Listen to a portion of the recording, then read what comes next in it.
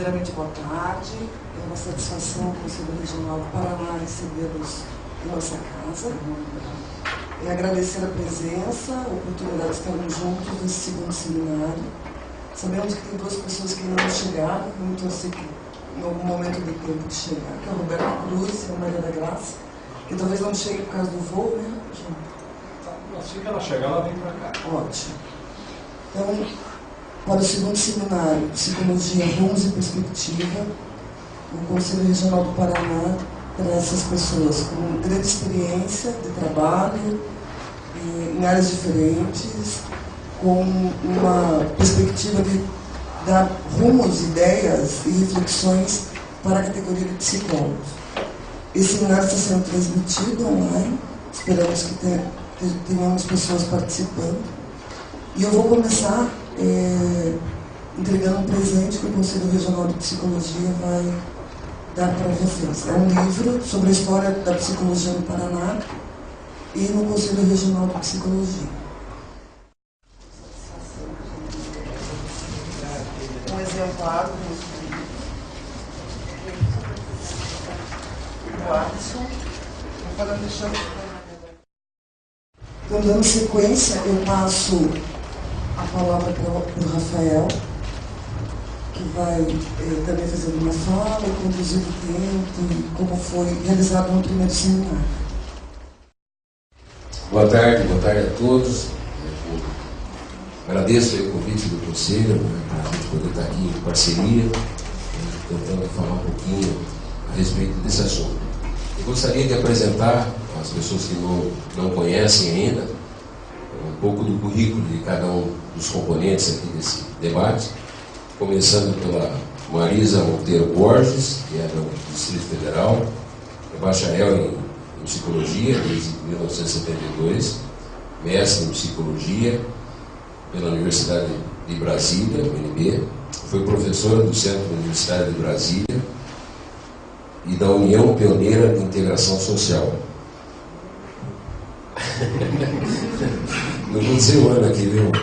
Professora, mas em 1970, professora da UNB de 79 a 2002, a UNB, além do ensino, pesquisa e extensão em psicologia, foi pesquisadora do Centro de Avaliação Institucional da UNB, de 88 a 93, ocupou vários cargos de administração acadêmica, diretora do Instituto de Psicologia de 94 a 98, chefe do Departamento de Psicologia Escolar e Desenvolvimento de 99 a 2000, coordenadora do curso de graduação em Psicologia de 88 a 91, membro da Comissão de Especialistas de Ensino de Psicologia, CESU, MEC, de 94 a 96, consultora da Unesco junto ao INEP durante a implantação do Sistema Nacional de Avaliação da Educação Superior, SINAES, 2004 a 2005, e posteriormente, junto à CONAES, na análise do Exame Nacional do curso ENAD, de 2006 a 2007, parecerista ad hoc da SBP e da Revista Psicologia, Teoria e Pesquisa. Tem publicações na área de aprendizagem, avaliação institucional e de cursos, formação de professores de psicologia, formação de psicólogos e história da psicologia. Foi vice-presidente da ADUB, Associação de Docentes, o Sindicato dos Docentes da Universidade de Brasília. Vice-presidente da ABEP, 2013 a 2005, e presidente do CRP 01 de 2005 a 2010.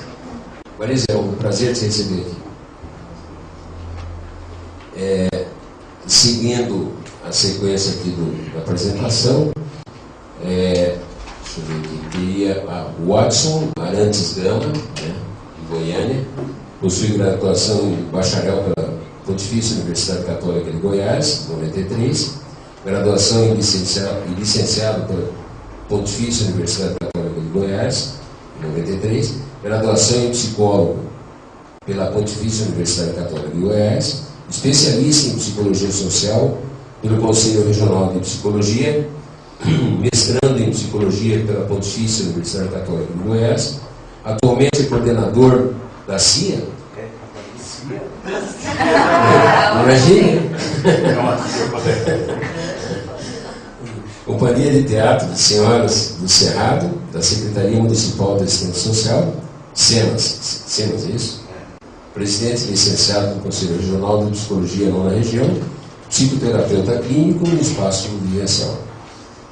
Continuando a apresentação, Rogério Oliveira, de Minas Gerais, graduado em Psicologia pela Universidade Federal de Minas Gerais, fundador da Cooperativa de Trabalho dos Psicólogos de Belo Horizonte, Cooperar, Psicologia e Sociedade, e seu primeiro presidente, atual diretor da Circular Núcleo de Referência Social e Humana, coordenador da Comissão Intersetorial de Controle e Prevenção de Acidentes de Trânsito da cidade de Belo Horizonte, Política Pública, consultor de promoção de saúde no trabalho e redução de riscos, foi conselheiro-presidente do Conselho Regional de Psicologia de Minas Gerais, de 2007 a 2010, e membro do plenário do mesmo regional, 2004-2007.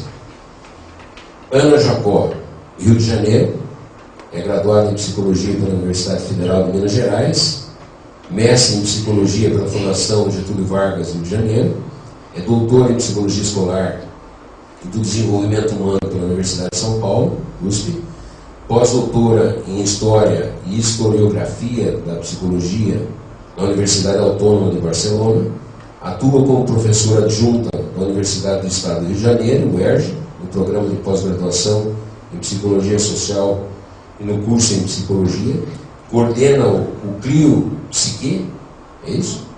CLIO Psique, Programa de Estudos e Pesquisas em História da Psicologia, com enfoque em História da Psicologia no Brasil. É pesquisadora do CNPq, cientista do nosso estado pela FAPERJ e proicientista da UERJ, Universidade Estadual do Rio de Janeiro. Participa dos grupos de trabalho de História da Psicologia da Associação Nacional de Pesquisa e Pós-Graduação em Psicologia, ANPEP, e da Sociedade Interamericana de Psicologia, CIP, sendo coordenadora deste para biênio 2009-2011. Foi presidente da Associação Brasileira de Psicologia Social, ABRAPSO, em 2006 e 2007, e vice-presidente de sua regional Rio, 2008 e 2009. Faz parte da comissão científica de diversos periódicos e é parecerista para agências de fomento nacionais e estaduais. Bom, tem mais duas pessoas que estão para chegar. Eu acho que à medida que eles forem chegando, daí a gente vai também citando os nomes e apresentando. Eu acho que seguindo o mesmo formato que nós tivemos no primeiro, se vocês concordam, né, a gente fazer uma primeira rodada com cada um de vocês sobre essa questão da visão, né, se houve alguma conclusão, se houve alguma necessidade de algum comentário diferenciado, se há uma necessidade de um cumprimento do que foi dito, enfim, de como que vocês estão vendo esse processo nesse momento agora, né? Entrando na primeira rodada. Então, mais ou menos um tempo aí de 20 minutos para cada um, tá bom? Concorda? Ok? Então eu controlo esse tempo, assim que for fechando eu vou avisando vocês, tá bom? Quem gostaria de começar? Eu sou psicóloga antes de ser professora e pelos títulos que eu tenho em psicologia, nem tantos, mas foram eles que garantiram a minha entrada na carreira docente. Se eu faço uma carreira docente, se eu fiz uma carreira docente, eu fiz como psicóloga e não como professora única exclusivamente. Esse espírito aí de ser psicólogo, né, fazer parte da minha identidade, eu acho que é algo que a gente esperaria, né, que fizesse parte da identidade de cada um de nós em qualquer lugar que estivéssemos exercendo a nossa profissão. Nós, na reunião anterior, né, no primeiro seminário, nós falamos muito e tivemos muita preocupação sobre a dispersão dos psicólogos, sobre o desrespeito interno da área, em especial a rejeição de alguns psicólogos por outros psicólogos pelo simples fato de adotarem posições diferentes ou terem feito opções diferentes por teorias por métodos ou maneiras de trabalhar. Um grande desafio que nós temos hoje, eu acho que é o desafio de termos em comum a psicologia e aceitarmos e respeitarmos a pluralidade da ciência e da profissão. Parece que essa é uma tarefa difícil porque nós aprendemos a viver em guetos e a disputar espaço de poder para o seu grupo especial. Mas, ao mesmo tempo, é a única maneira que temos de legitimar, validar e dar credibilidade à nossa profissão. É se estivermos todos juntos, todos os psicólogos, independentes das suas áreas, sem a tentativa de conversão, sem a tentativa de exclusão e com o respeito que os psicólogos merecem. Pode-se conviver na pluralidade sem a disputa de derrubar uma área e derrubar outra? Pode-se. É fácil? Não. Não é fácil na área científica. O que a gente vê é que a disputa é de paradigmas e é uma guerra para derrubar paradigmas. Mas ela é possível. E no campo profissional, eu acho que talvez mais fácil do que no campo científico. De uma teoria tornar outra teoria ou provar que ela não é válida é muito mais difícil do que no nosso fazer cotidiano, né? Sem que pensemos que somos donos da verdade. Então, essa busca, né, da possibilidade de um diálogo, de um interdiálogo entre a área, eu acho que é talvez o maior desafio que a gente tem no sentido de poder fortalecer a profissão. E nós, no sistema conselhos, teremos que ter muita clareza disso, tanto no Conselho Federal como no Conselho Regional. Estamos abertos para isso e eu acho que é o momento em que nós poderemos tentar, né, por diversos caminhos e sem errar, de preferência, durante 3 anos. Eu gostaria muito mais de ouvir hoje do que de falar. A gente precisa ouvir para poder dar os passos seguintes. Obrigada. É interessante ouvir a Marisa. Aliás, boa tarde a todos e a todas. Fico muito feliz de estar nesse estado maravilhoso que recebe a gente com o coração bem aconchegante. E hoje estava aparecendo a capital de Goiás. Goiânia estava quente, né? E aí eu conheci ali o centro, né? Muito bonito. E aí, vendo as pluralidades, né? A Marisa falou muito interessante sobre essa questão das pluralidades. E é interessante a gente observar as estatísticas, né, das eleições com o número de votantes, né, de pessoas que realmente votaram. Quer dizer, teve lugar com 37%, 50%. E aí o que está acontecendo com esse sistema conselhos que não está chegando no psicólogo e na psicóloga, né? Eu acho que essa é uma reflexão que realmente nós temos que fazer e chegar realmente nesse profissional. Por que é que o profissional ele não sente representado pelos conselhos? E isso no Brasil inteiro. Eu acho que isso é uma perspectiva aí para a gente poder observar e a gente tentar mudar essa história. E essa pluralidade, ela tem que ser real, né? Não de falso democratismo, termo democratismo, em que um grupo ele realmente se coloca ali no poder e realmente não vai nas periferias, né? O que está acontecendo né, lá no rincão mesmo, né, principalmente agora com essa questão da implantação dos CRAS, dos CREAs, principalmente dos Centros de Referências de Assistências Sociais no Brasil. Eu sou dessa área, né, da psicologia social, em que o psicólogo fica abandonado, né, o psicólogo se sente realmente sozinho.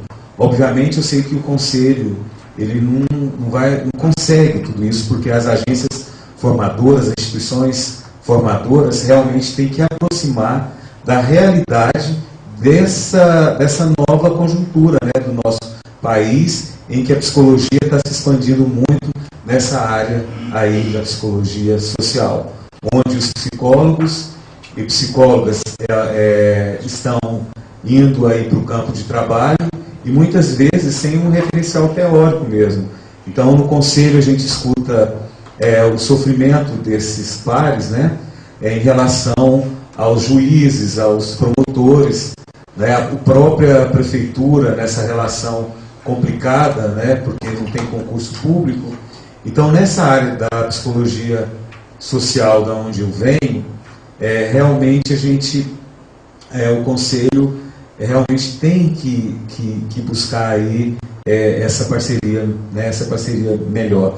E em relação à própria forma, né, como o sistema conselho, porque eu formei em 93, e aí então, quer dizer, a maior parte desse tempo meu de profissão foi 20 anos esse ano, né?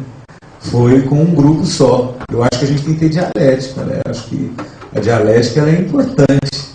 E vejo que realmente não é um grupo A, um grupo B ou um grupo C, mas a própria psicologia na sua diversidade, na sua pluralidade, como a Marisa disse, né? Então a gente não é um partido político, acho que é importante ficar claro isso, né? A gente não tem, o sistema ele não tem que ser um partido político, ele tem que ser o lugar do psicólogo e da psicóloga.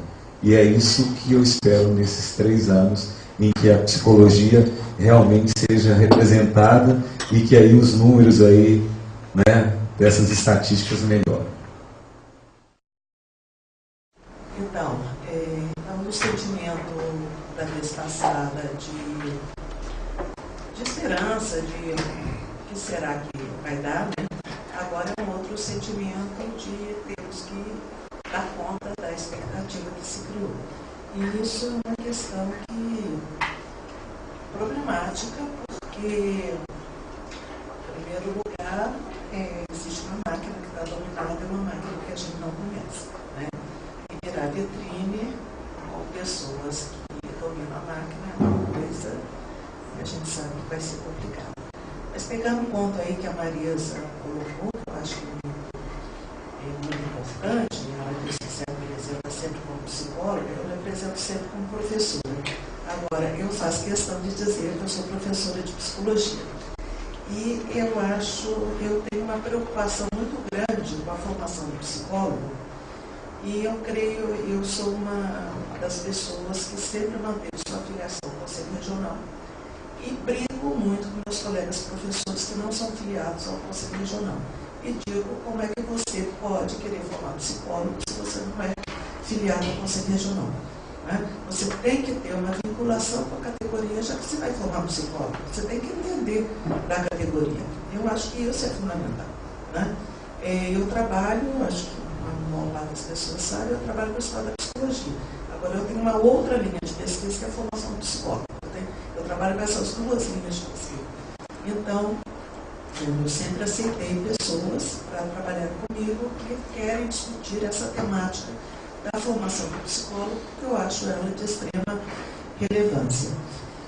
E eu acho que nós estamos exatamente nesse momento em que nós temos que enfrentar a necessidade essa necessidade que nós discutimos o tempo todo nesses meses de campanha, vamos dizer assim, que a gente vê que o psicólogo quer ser respeitado na sua pluralidade de abordagens, métodos, abordagens teóricas, métodos, e principalmente de posicionamento político, né? não se está aceitando mais uma única diretriz política, né? Não se quer um partido político dominando o modo de funcionamento da psicologia, né? E nem que as pessoas sejam consideradas inimigos ou traidores porque não são daquela posição política, né? O mundo da política se faz com pessoas. O mundo da política é o mundo da ação e da fala, da articulação, do diálogo. O outro opositor é você, mas você dialoga com ele, né? E as posições se invertem a cada momento, né? E não há traição, não há inimigo nesse jogo, senão a vida se torna uma vida de subserviência e de domínio, né? Eu estou nesse conjunto de pessoas, naquilo que nós denominamos de coletivo ampliado, né? Ou seja, eu não faço parte do plenário, né, do plenário eleito, eu estou no que nós denominamos de interlocução da chapa com a sociedade. E, nesse sentido, eu vou cuidar do projeto específico, que é o projeto Memória da Psicologia Brasileira, no sentido de resgatar a história da psicologia no Brasil e colaborar para que essa história seja conhecida, seja vivida pelos psicólogos de todo o país e possa ajudar, sim, a se constituir uma psicologia local, uma psicologia do nosso próprio país. Eu tenho plena convicção que sem a gente conhecer o nosso passado, sem a gente conhecer a nossa história, a gente não pode constituir alguma coisa que seja enraizada no nosso país. Senão a gente fica sempre nos apropriando de teorias e metodologias estrangeiras e achando que isso basta para a gente constituir uma teoria, uma abordagem nossa própria.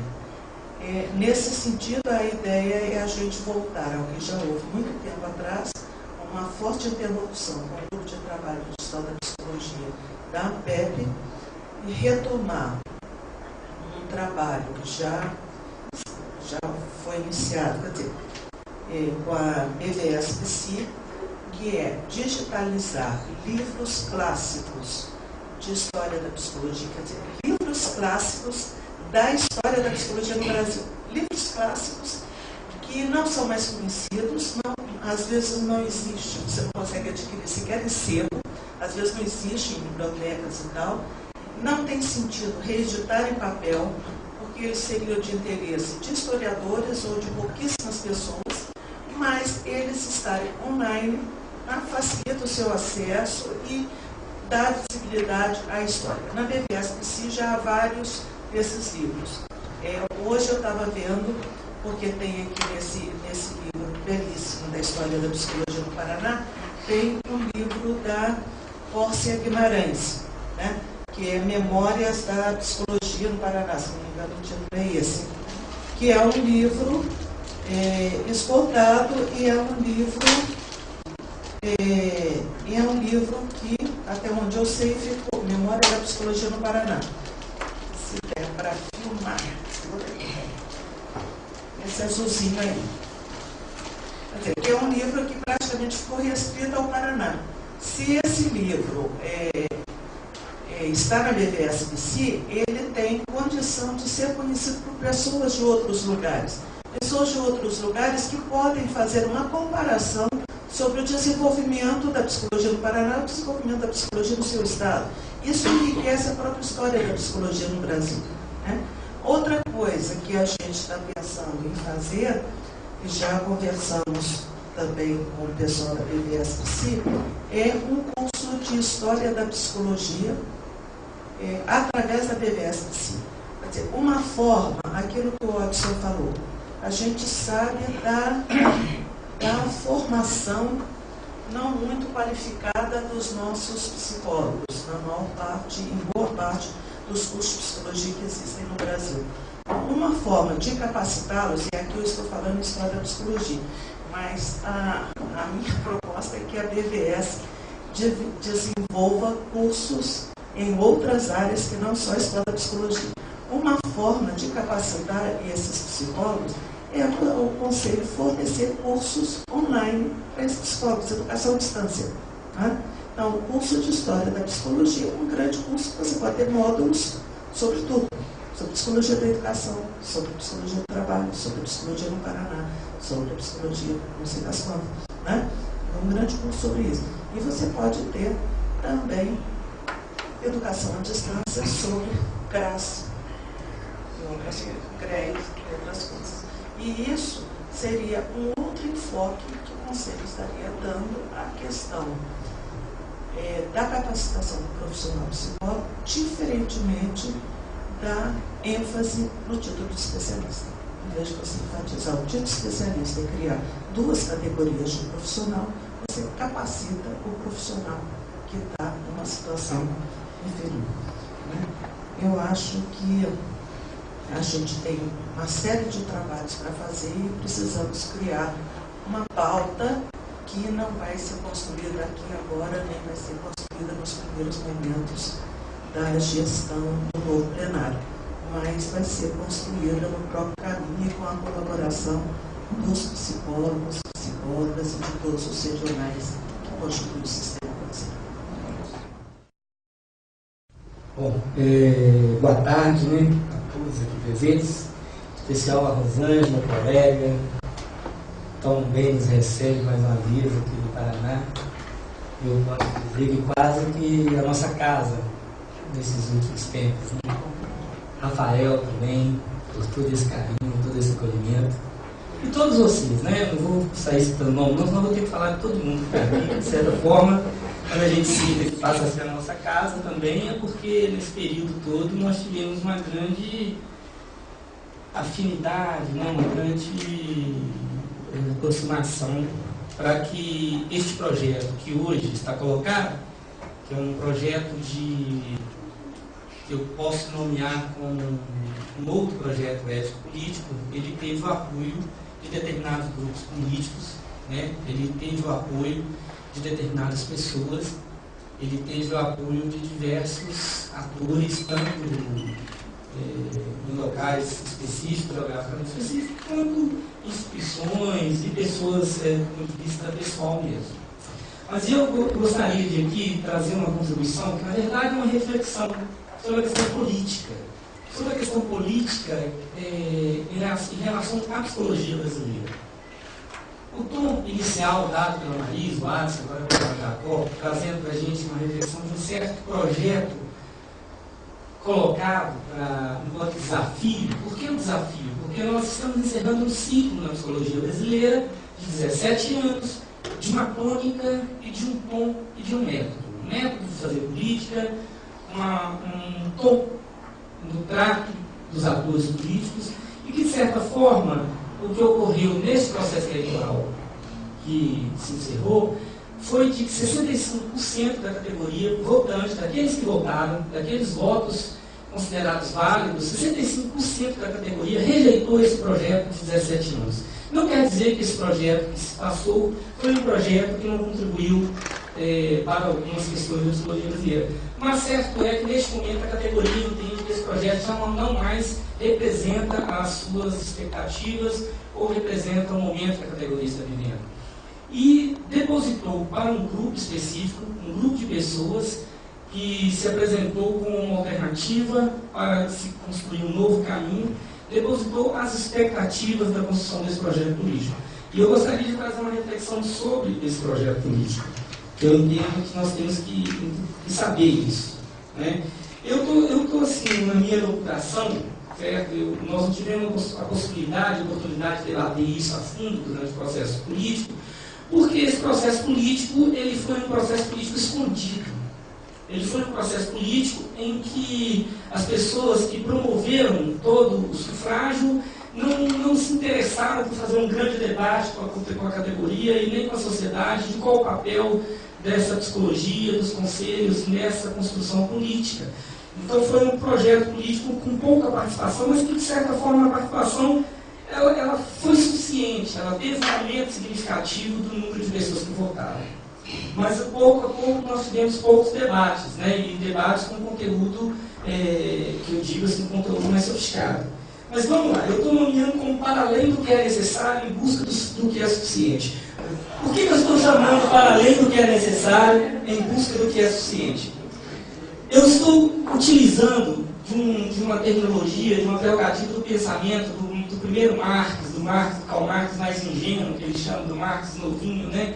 Ele diria o seguinte: a questão dos direitos humanos, dos direitos da humanidade, que ele vai, de certa forma, começar a discutir a partir da perspectiva burguesa, ele traz para a gente a seguinte questão: esses direitos perseguidos, né, esses direitos que têm uma evolução na sociedade humana, eles, de certa forma, são os direitos do que ele vai chamar de necessários. Ou seja, esse conjunto de direitos da humanidade, que nós comumente chamamos a partir da década de 40, 50 de direitos humanos, eles são aquilo que ele vai nomear como direitos necessários. É o básico e obrigatório, é a agenda que todas as instituições, a partir da modernidade, diga-se passagem, depois do Renascimento, a partir da modernidade, elas são obrigadas, do ponto de vista da perspectiva humana, de ter como base essa agenda. Por quê? Porque na evolução da sociedade nós passamos pelos direitos civis, né? Podemos lembrar de dois direitos civis básicos, que são o direito de ir e vir e a liberdade de expressão. Só para recuperar, por exemplo, Sócrates foi condenado à morte porque ele tinha direitos políticos de exercer o papel de cidadão na Grécia, mas ele não tinha o direito da livre expressão. Então ele foi condenado à morte porque ele não tinha os seus direitos civis. Para a gente fazer uma reflexão filosófica sobre isso. Então, essa base dos direitos civis, elas são direitos obrigatórios a partir da modernidade. E os direitos políticos também, que são esses direitos em que as pessoas têm o sufrágio universal, ou seja, o direito de todos. A sociedade brasileira, por exemplo, ela só passa a viver o sufrágio universal a partir da Constituição de 1988, quando os analfabetos também ganham o direito de votar. E uma outra particularidade da sociedade brasileira: as mulheres, a partir da década de 30, se não me engano, 36, não é, Marisa? Já tiveram, 34, já tiveram o direito de votar. E na sociedade das repúblicas modernas do Ocidente, o Brasil foi um dos primeiros a conceder o direito às mulheres de votar. E um dos últimos foi a Suíça. Olha que engraçado, né? Foi a Suíça, foi um dos últimos países, se não me engano, o último do Ocidente, a conceder esse direito. Que são direitos políticos: voto feminino, né? O direito de se organizar em sindicatos, o direito de se organizar em associações, o direito de se organizar em conselhos como o nosso, que tem a representação da sociedade a partir de uma profissão. Só que esses direitos, que vão constituir um grupo de direitos, eles são o que Marx vai chamar de direitos necessários.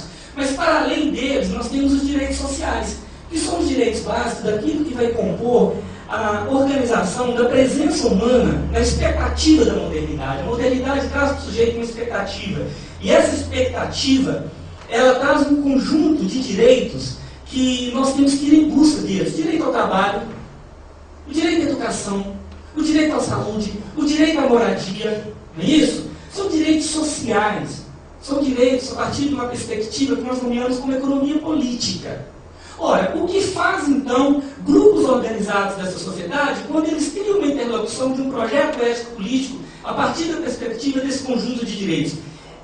Eles não querem que alguns direitos ocorram com a intermediação de organizações a partir do Estado. E não nos esqueçamos que os conselhos de psicologia são autarquias públicas.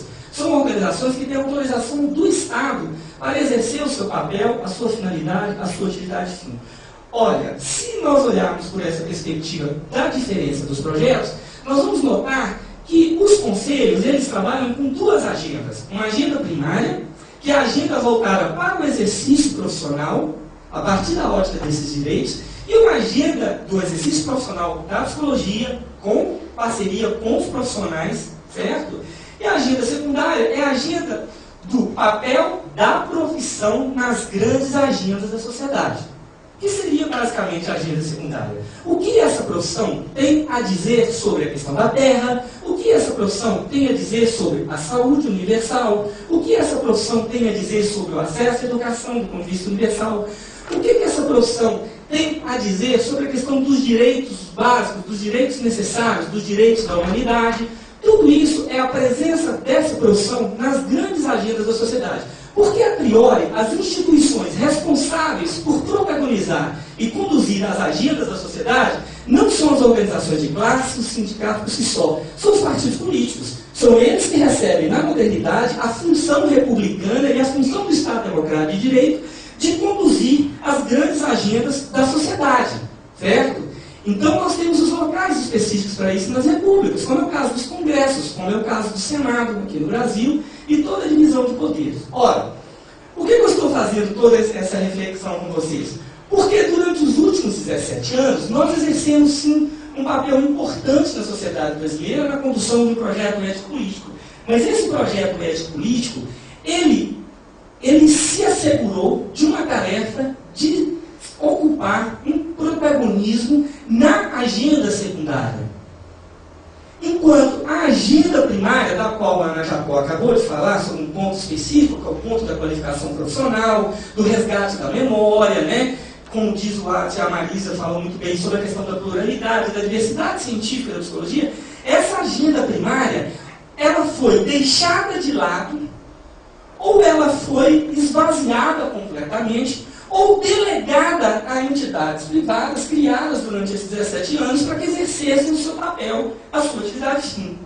Então, eu acho que o grande desafio nosso, enquanto perspectiva e futuro, né, e pensar o futuro da profissão da psicologia no Brasil, é dar conta de protagonizar um projeto ético-político que coloque a agenda primária, que é a agenda do exercício profissional, em pauta do ponto de vista da perseguição dos direitos sociais.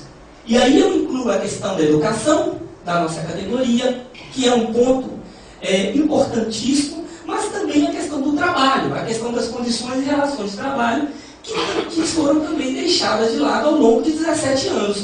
Mas como que elas são deixadas de lado? Elas são deixadas de lado assim, solta-se isso e isso não interessa? Sim, mais ou menos. Porque, na verdade, esse é um raciocínio que o Marx vai chamar de perspectiva burguesa. Porque a burguesia, quando toma o poder, ali no século XVIII, XIX, vem conduzindo na Revolução Industrial, ela chega no limite e ela não quer que o Estado moderno se coloque como protagonista da conclusão do que a modernidade traz enquanto expectativa, que é a emancipação do sujeito, a autonomia do sujeito. O que ela faz? Ela se apodera desses direitos sociais enquanto produtos que ela deva comercializar. Por isso que existe hoje, nos grandes palcos políticos, a destruição daquilo que foi construído, que é o welfare state, não é isso? Que é o estado do bem-estar social. Nós vivemos, a partir dos anos 80, na Europa, nos Estados Unidos, no Brasil também, a perspectiva do neoliberalismo. O que é essa perspectiva do neoliberalismo? É a destruição da agenda do bem-estar social. Eu estou com isso dizendo que durante 17 anos nós tivemos o discurso de uma agenda social pautada num método neoliberal. Porque esse método neoliberal retirou da sua pauta, retirou da pauta do projeto ético-político, a agenda primária que conduziria o sujeito, que é o sujeito portador da profissão, que é o meio para se atingir o fim do exercício da profissão na sociedade, porque ninguém vai fazer o papel de uma profissão nas grandes agendas da sociedade a partir do marketing. Vai fazer a partir do compromisso destes profissionais no seu local de trabalho, do compromisso ético desses profissionais na sua relação com o sujeito na sociedade brasileira. Então, retira-se essa pauta dessa agenda primária e introduz o raciocínio neoliberal a partir da burguesia, dizendo que isso se dá como? A partir do seu livre exercício, das suas competências para se estabelecer. E com isso nós tivemos diversas agendas apropriadas por esses mecanismos burgueses, né? Então nós tivemos uma proliferação, e isso eu acho que de certa forma foi salutar num ponto, né, da formação dos psicólogos em larga escala, mas não a preocupação de como nós lidaremos com essa formação. Então eu quero dizer o seguinte: o grande desafio que eu entendo do ponto de vista de um novo projeto ético-político é dar continuidade a uma agenda da presença da profissão nas grandes agendas da sociedade, que é o que eu estou nomeando como agenda secundária, mas, acima de tudo, de recuperar o papel dos conselhos, né, do Conselho Federal e dos demais conselhos, em entender, em apresentar projetos para a agenda primária, que é a agenda do exercício profissional. Mas é uma agenda qualquer? Não, é uma agenda para além do que é necessário, em busca do que é suficiente. Ou seja, o necessário é aquilo que são os direitos básicos, os direitos assegurados pela perspectiva dos direitos da humanidade. Mas nós temos que ir além dos direitos civis, além dos direitos políticos, que foi o que o Ades toca no assunto, quer dizer, como aumentar a participação da categoria no sufrágio que elege os seus representantes para os conselhos. É um ponto. Mas, além disso, será que realmente excluir aqueles que estão inadimplentes é a grande solução? Né? Será que é assim que nós vamos aumentar e garantir que as pessoas que participam, quem está adimplente ou inadimplente, como que é essa relação de direitos? Nós temos que entender isso. Eu não tenho opinião formada sobre essas questões. Mas essa participação, fomentar a organização dessa categoria, é um ponto ou não é um ponto? Como que é isso? Isso são direitos políticos dessa categoria, para que ela possa auxiliar no projeto ético-político. E, acima de tudo, as questões sociais, dos direitos sociais, não nos interessa saber a quantas anda a formação dessas pessoas, a quantas anda a questão do trabalho, a perspectiva de trabalho, né? Porque isso são direitos sociais. E o direito maior que a humanidade traz enquanto expectativa para todos, incluindo as agendas nacionais, as grandes agendas da sociedade, mas a agenda dos protagonistas desse projeto, que são os membros da categoria da psicologia brasileira, quer dizer, eles também têm que ser colocados dentro do projeto ético-político. Então eu vejo o grande desafio que nós temos e que foi nos dado essa responsabilidade pela participação da categoria no último sufrágio, porque eu não tenho dúvida de que a eleição representou isso, ou seja, a categoria, uma parte vota muito com clareza e a outra vota com muita expectativa. E a expectativa que nos colocou essa responsabilidade é uma expectativa desta recuperação da agenda primária, da agenda do exercício profissional. E, logicamente, que nós temos N coisas para resolver, N projetos a serem construídos, que nós vamos ter que debater com essa categoria. Então, assim, eu trago essa reflexão para vocês. Eu sei que é uma reflexão assim, chega, né, e cai de certa forma, porque nós não tivemos um debate na sociedade, né, um debate nesse último pleito, não foi dada a oportunidade de fazer esse debate, que gostaria muito de ter feito, mas assim, com toda clareza, o projeto ético-político, eu entendo que é o projeto para além do que é necessário, do que o Marx chama de necessário, desses direitos básicos, em busca do que é suficiente, que é atingir a plenitude do que a modernidade traz enquanto expectativa de direitos, que é os direitos civis, direitos políticos e os direitos sociais, incluindo aí tanto o nosso papel na agenda secundária, que é o que a profissão tem a dizer nas grandes agendas da sociedade brasileira, mas também recuperar o protagonismo na agenda do exercício profissional, que inclui a questão da formação, sim, a questão da memória, mas também a questão do exercício do ponto de vista do trabalho. Então essa é uma expectativa que eu gostaria que nesses 3 próximos anos a psicologia brasileira, não só os conselhos, pudessem se debruçar e oferecer respostas e conduzir debates para que isso fique claro para todos nós, psicólogos e psicólogas, em sua maioria psicólogas, que é um ponto importante, mas também para a sociedade brasileira como um todo. Obrigado fala de todos aí, e é bacana a gente ouvir esses comentários todos aí de vocês. E a gente foi anotando algumas coisas assim, para poder comentar a respeito do que foi dito aí. Foi muito interessante o início da fala com a Marisa ali da pluralidade, como questão também, como que a gente defende a psicologia, e é um desafio bastante grande, né? Eu acho que a nossa psicologia cada vez mais tem crescido, tanto na questão da forma de abordagem, de linhas, como cada um se define desse jeito, com a própria área de atuação, né? O crescimento que a psicologia tem tido hoje é muito grande, né? Esse é um trabalho forte pela linha científica, como você falou, pelo trabalho, pela questão da profissão, né? O Watson também na questão da democracia, né, como defesa realmente que a gente precisa ter, não podemos esquecer essa questão extremamente importante para nós, que é cada vez mais unirmos esses discursos, cada vez estarmos juntos, né, e não criar uma torre de Babel aí, que a gente fica falando um monte de coisa e acaba não se entendendo ninguém. Né.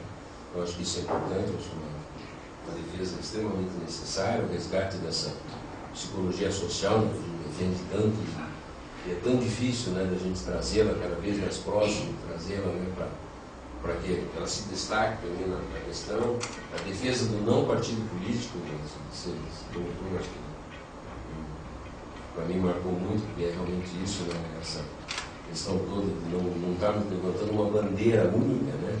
A gente vai ter que levantar várias bandeiras e defender esse processo. Da Ana, né? Também me chamou muita atenção, né? Você falou de professora, Marisa defendeu o psicólogo, né? Que eu também defendo o psicólogo, e você falou de professora, que eu também sou professor, defendo também o professor, mas um professor de psicologia que é psicólogo, não um professor de psicologia que se sente simplesmente teórico. Né? Acho que essa defesa de ter o CNP, de estar inserido no contexto da profissão e não alienado. Né? Eu acho que isso é um problema que nós estamos muito sério. Tem gente que se diz professor de psicologia e não quer pertencer à profissão. Eu não sei por que essa bobagem. Né? Acho que quanto mais a gente estiver inserido nesse contexto, mais presente e mais forte. Né? A preocupação com formação, né? Eu sou coordenador de curso e a gente fica 24 horas no ar nessa história, porque a preocupação de qualidade, do que acontece, de que forma, como é o aluno que está se formando, de que forma esse egresso, enfim, o que está acontecendo de fora, e é perfeito, né? Gostei muito do que você falou da história da psicologia, né? Do resgate pela BBS-BC, né? Que é o nosso banco de formação, um banco extremamente importante que a gente usa muito na universidade de pesquisa, para a informação, quer dizer, trazer esse banco de uma forma diferenciada, eu gostei muito da tua sugestão, e tomara que realmente surja. De repente, até esses cursos à distância que você falou, a gente pode realmente trabalhar numa ideia na futura, né? Vários tipos de assunto a gente trabalhar para que o aluno possa ter isso constantemente, né? Dentro da universidade, a informação no geral. Né? Eu acho que isso é extremamente importante e bacana. E do Rogério, né, com essa questão do projeto político, né, e quando ele fala de encerrar 17 anos, né, de um tom, né, realmente é uma ideia extremamente importante, que a gente tem que estar muito consciente disso, e a partir de iniciar um novo tom, né, Rogério? Essa é a ideia principal. O que é iniciar um novo tom, né? Nós temos uma responsabilidade, né, vocês que estão lá na questão da própria gestão, eu acho que isso é um ponto extremamente importante. Né? Essa agenda da sociedade, né, que você colocou, os direitos, enfim, todo esse processo que você defendeu, e eu vejo uma questão assim, gente, como a gente está também no dia a dia aí, a defesa da profissão. Eu acho que a gente tem aí uma batalha bastante grande em várias situações, em várias interfaces da psicologia. Temos realmente que colocar uma posição, temos que tentar olhar o psicólogo na posição do psicólogo, não de cima, nem de baixo, né? Mas na posição que o psicólogo convive, na própria situação do dia a dia dele, na situação da sociedade, na situação da própria profissão, e essas dificuldades que exigem aí, né? Então, também a gente, como colaborador, se coloca à disposição também para também criar ideias e possibilidades e ajudar em discussões aí, porque vai ser bastante necessário, né? A gente criar seguindo a palavra do Rogério, um novo tom, né? Bom, encerrando esse primeiro ciclo, né? Vamos partir para uma segunda ideia. Eu acho que a gente pode até abrir para o pessoal que está presente, né? Se quiser fazer alguma pergunta. Opa, Baltazar. Eu adorei o desenvolvimento das falas, né? E a começar pela Marisa, eu acho que a grande preocupação com a identidade, né? Que é? Eu sou professor, eu sou educador, sou psicólogo, essa coisa que eles façam mesmo, né? Que eu fui durante 32 anos professor da Universidade de Psicologia. Hoje eu estou dando aula em outros cursos, né? Mas a clínica também sempre foi minha ênfase. E algumas coisas, assim, eu achei muito interessante quando o Watson coloca a preocupação, o reflexo da categoria, a questão da representatividade que temos ou não temos como conselho, né? Eu acho isso super importante, uma preocupação que temos que ter na qualidade mesmo. Será que nós representamos essa categoria ou de que forma representamos e precisamos melhorar, né?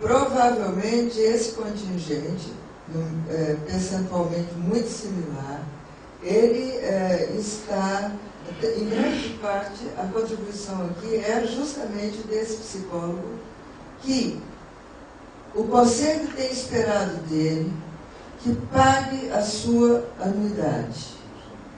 Então, somente. E eles pagam para poder trabalhar, porque na verdade o pagamento da anuidade, né, a gente chama bonitinho de anuidade, é um imposto. É um imposto para garantir o exercício da profissão. Se você não paga, você não pode exercer a profissão. Tá? Bom, então, esses são, eu diria, esse é o grupo, talvez, que nós vamos ter que ser muito sedutores para poder conquistar. Porque eles foram completamente alijados do processo, tão alijados que também fazem questão, parece, de não saber o que acontece, então não vão lá nem votar.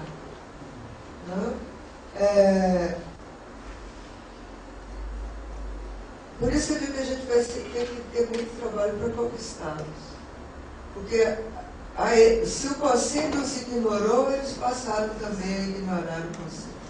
E as relações sociais são relações recíprocas. Qualquer um que falar em relações sociais ou em sociedade tem que ter, porque o princípio disso é o princípio da reciprocidade. O princípio da relação social é o princípio da reciprocidade. E é a partir dele que nós operamos socialmente. Se não me liga, eu continuo exercendo a minha profissão, você dá a mínima para eles também. Mas o problema é ainda maior do que esse, porque se a gente olha os que não compareceram, é uma coisa, quando a gente olha os que compareceram, mas anularam ou votaram em branco. Aí você ainda tem um percentual muito maior. Né? Quer dizer, o que nós temos que ler, e o que me preocupa muito, é que a maioria absoluta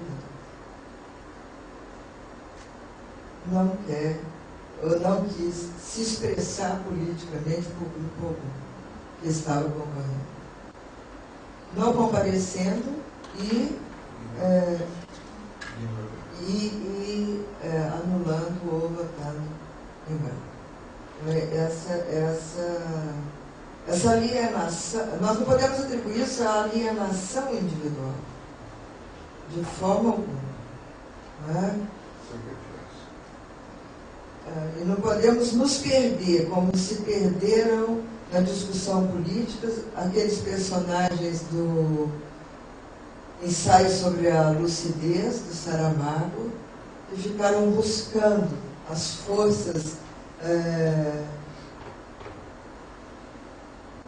externas, né, ou invisíveis, que pudessem ter controlado o volume de voto branco naquele fenômeno eleitoral, que é sobre isso que transforma o livro. Né? Eu gosto de dizer que Saramago ali ele trabalha nos dois grandes ensaios, sobre a cegueira e sobre a lucidez. Quando o título é lucidez, ele fala da cegueira. E quando o título é cegueira, ele fala da lucidez. E trago aqui essas duas imagens para dizer, foi na união que aquele grupo consegue se salvar no ensaio sobre a cegueira. Foi na atribuição a causas fantásticas que o outro grupo se perde quando se fala de lucidez. É um caminho difícil, mas que nós vamos ter que trilhar e encontrar. Mas é uma preocupação. Para dizer assim, uma das propostas práticas que nós estamos fazendo sobre isso é a proposta de começar a interlocução com as sociedades organizadas da categoria profissional. Sociedades e associações, não só científicas, mas das diferentes áreas. Já existe, você pode pensar, já existe um fórum de entidades, etc. Mas esse fórum também, nós não temos o poder de convocá-lo. Ele é um fórum das entidades, não é um fórum do Conselho Federal. Então nós vamos ter que fazer esse diálogo, né, convidando e reunindo com essas sociedades e associações e chamando-os à colaboração. Vamos ver, essa é um dos caminhos que me passa pela cabeça que vai ser necessário. Então, muito mais do que fazer qualquer outra mostra, né, é chamar para o diálogo e ter vários eventos desse que a gente dialogue com as organizações representativas dos psicólogos das diferentes áreas. E aí tem números. Tem sociedade de psicologia transacional, ocupacional, clínica, escolar, fenomenológica e por aí vai. Muito mais do que as que estão fora. O número é imensamente maior do que o número que está no. E é muito mais interessante fazer pequenos eventos com essas associações, que serão eventos que atrairão os sócios dessas associações, que serão eventos baratos, do que fazer um evento monstruoso como a mostra. Né? Mas eu acho que no primeiro momento nós vamos ter que sentar com esses grupos como grupo de trabalho mesmo, como oficina, para nos instrumentarmos, inclusive. Nós podemos estar cheios de boa vontade, mas nós não sabemos exatamente o que se passa. Então nós precisamos conhecer esse grupo que nós queremos agregar. E vai ser nesse primeiro momento em coisa menor, que depois pode vir a ser pequenos eventos das áreas, né? Ou eventos de áreas específicas. Então, eu acho que o movimento está interessante. Embora eu pensasse que aqui esse grupo todo dos mais de 60% fosse um dos completamente desesperançados, nas manifestações após o resultado da eleição, eu pessoalmente percebi que provavelmente os nossos colegas, cada um de nós, com os seus, nos seus ciclos de relação, devem também ter percebido, né, a manifestação assim, de satisfação pela possibilidade da mudança. Né? Só pela possibilidade. Então, eu acho que isso é muito bom para nós. Isso quer dizer que há esperança. E se há esperança, há possibilidade de transformação. Mas a questão que eu acho, assim, já que o Murgueiro antes, vamos aproveitar, essa é a ideia do bate-papo, assim, né, com uma certa busca da qualificação. Seguinte questão: qual a relação que se estabeleceu do ponto de vista desse projeto ético-político que se encerrou numa agenda secundária e desconstruiu, e essa foi a palavra, desconstruir, entre aspas, a psicologia brasileira até então? Nós escutamos isso ao longo de 17 anos. Era a meta, de certa forma, conseguiu. Eu chamo até de destruição aquilo que foi nomeado como desconstrução, em alguns campos, algumas áreas. Percebam o pulo do gato quando você compõe um discurso a partir de uma perspectiva de busca de direitos e lança mão, utiliza-se um determinado método. Ora, para promover a cidadania, e ao pé da letra nós estamos falando disso, se eu me ocupo da agenda secundária, eu estou também auxiliando na promoção social, na promoção da cidadania. Como que eu vou, então, participar da promoção dessa cidadania? Nós temos 3 métodos, 3 caminhos próprios, que são a cidadania tutelada, assistida e a emancipada. E não sou eu que inventei isso, certo? Ora, a cidadania que é tutelada, a assistida, elas têm uma característica na relação que as instituições estabelecem com os sujeitos, diante do seu protagonismo, nas lutas, né, nas bandeiras das agendas da sociedade. E a emancipação tem outra característica. Ora, se eu estabeleço com as próprias entidades das quais nós temos uma questão afim, ou seja, se estamos falando em psicologia e temos diversas entidades da psicologia brasileira presentes no fórum ou fora deles, nós temos também com essas entidades, diante da perspectiva de uma agenda primária, uma forma de relacionamento que pode ser de tutela, pode ser de assistência ou pode ser de emancipação.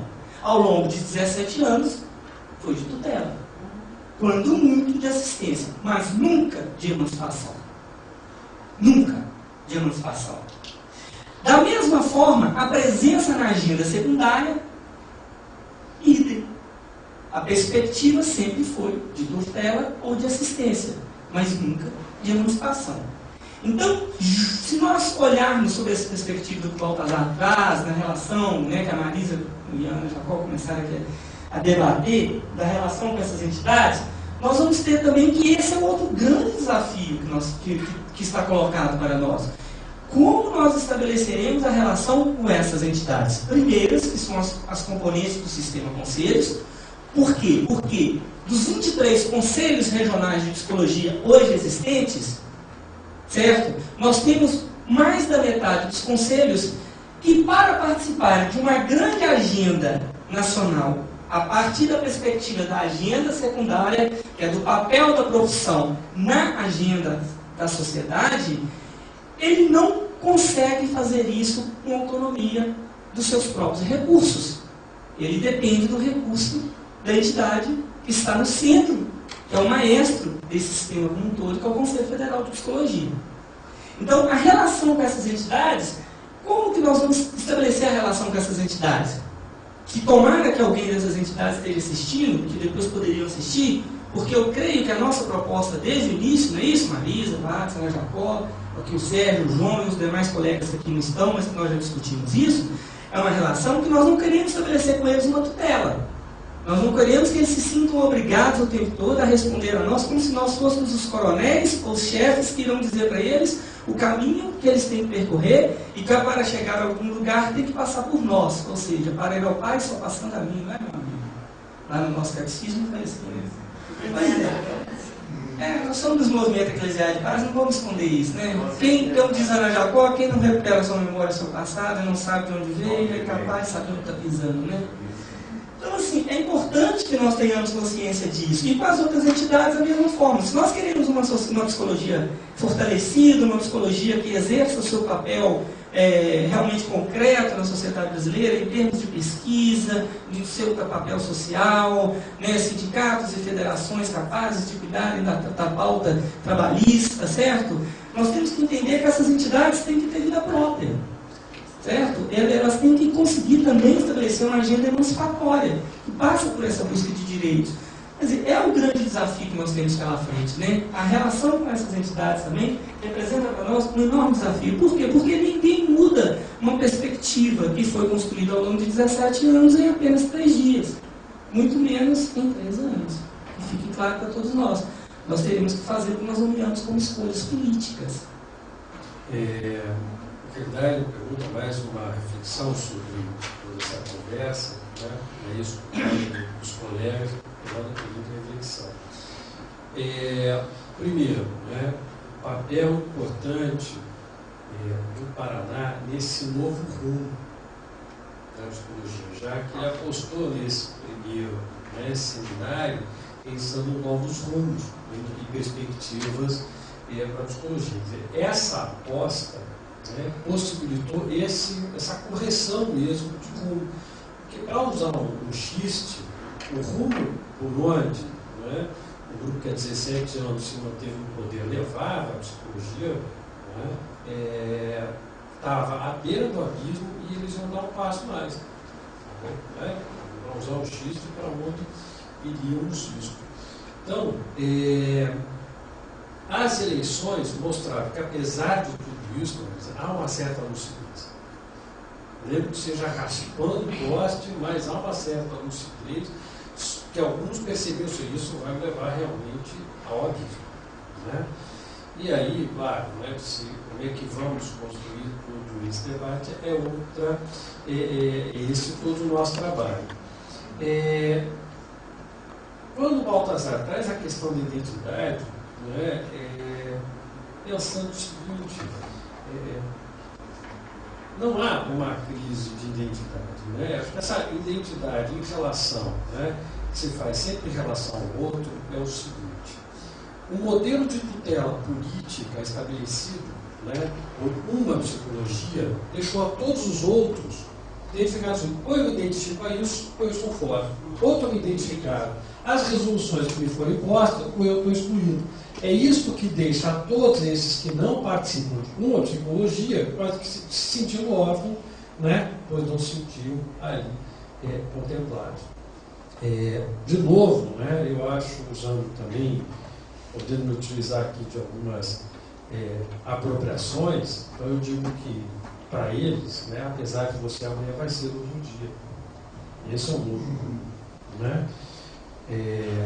E aí, né, levando essas reflexões que o Rogério trouxe, lembrando também as coisas do primeiro seminário, não esquecer que essa despolitização foi proposital, porque aí pudesse tutelar, construir seu projeto e deixando aqueles totalmente sem informação cegos. E aí podendo levar, né, ao caminho que eles quisessem. Né? Isto, né, jogar no lixo tudo que já ha sido feito por alguns filósofos políticos, até como Hannah já tinha apontado, né, o que levaria esse reino simplesmente das necessidades humanas em detrimento da ação política. E é isso que eles fizeram. Né? Uma fala, né, do Rogério, pode ser que eu esteja enganado, porque o que eu tenho anotado da outra, no primeiro, né, seminário, é o seguinte: olha, um dos rumos é trazer os psicólogos para participarem de um projeto emancipatório, em que as diferenças, né, as divergências encontrem no campo da política o espaço da palavra e do consenso e não da perseguição. Eu acho que esse é o nosso norte orientador. Porque a partir disso, sim, podemos que cada um possa, né, a partir de sua identidade, de sua fala, de sua posição, de sua escolha política, né, possa trazer a baila para que a gente possa construir esse campo do consenso possível. Ouvindo o Rogério e vendo a nossa vitória do CRP09, quando nós conseguimos separar o Tocantins de Goiás, e o que a gente teve que fazer para que realmente o que o CNP colocou de muito tempo atrás, que todos, a federação teria que ter o seu conselho, e os argumentos de que o Tocantins não tinha 1000 psicólogos, e na verdade a escuta do CRP09 com a diferença, né, com a singularidade do Tocantins, né, a escuta, né, porque o pessoal do Tocantins politicamente bem fortalecidos assim, no desejo dessa emancipação, e essa escuta, e nós tivemos que fazer um convênio com o Tocantins, entendeu? Que a gente, durante 2 anos, a gente pagaria o valor X de mil psicólogos para a gente conseguir na PAF a emancipação. Quer dizer, aí está essa distância, né, desse Conselho Federal dos seus entes mesmo, né? Como o Rogério falou, das entidades aí, quer dizer, o CRP, trazendo aí os CRPs. E realmente ver uma nova PAF, em que ninguém vai levantar lá e vai falar, olha, não vote nisso ou vote naquilo. Quer dizer, essa democracia é alta. A primeira vez que eu participei de uma PAF, eu saí chocada. Saí chocado quando um determinado fulano estava discutindo, ele levantou e falou, não. E aí os outros tutelados, como o Rogério falou, né, murcharam, e a própria menina que estava argumentando começou a chorar, e eu fiquei assustado com aquilo, né? E a partir do momento em que nós nos mostramos, né, o CRP09, nos mostramos independentes, né? Porque é isso que a gente votava, o que a gente achava que era interessante, né? Então, às vezes a favor, às vezes contra, e etc. E, obviamente, a gente percebeu que, durante todo o processo, às vezes anterior às discussões eram de uma forma, e chegava ali, e aí eles não podiam falar e expressar daquela forma que a gente via que era o desejo deles, né? Então, isso foi através de fatos, né, de observação, né? E fica bem claro que realmente temos que mudar essa história e que os CRs realmente eles sejam escutados dentro da sua singularidade, da sua regionalidade, né? Porque o que está acontecendo lá do Pará, lá em Goiás, é tanto que o próprio Congresso de Psicologia do Cerrado, que a gente tinha conversado com um grupo do Centro-Oeste, para trazer a psicologia para não ficar só um eixo só, né? E aí, quando foi discutido, né, nas reuniões de presidentes, os outros, né, já não queriam mais, ficou só o Distrito Federal e Goiás bancando, e o federal não ajudou a gente em nada, né? Então foi Goiás que realmente peitou o primeiro Congresso de Psicologia do Cerrado, o COMPC, junto com o Distrito Federal. E aí, aonde é que está essa escuta, né, desse federal para as diversidades, né, para a pluralidade?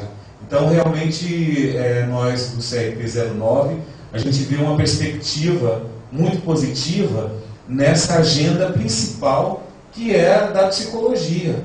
Realmente, nós temos que olhar para nós, né? Não que a agenda secundária não seja importante, mas essa coisa de ficar falando isso é de sindicato, né?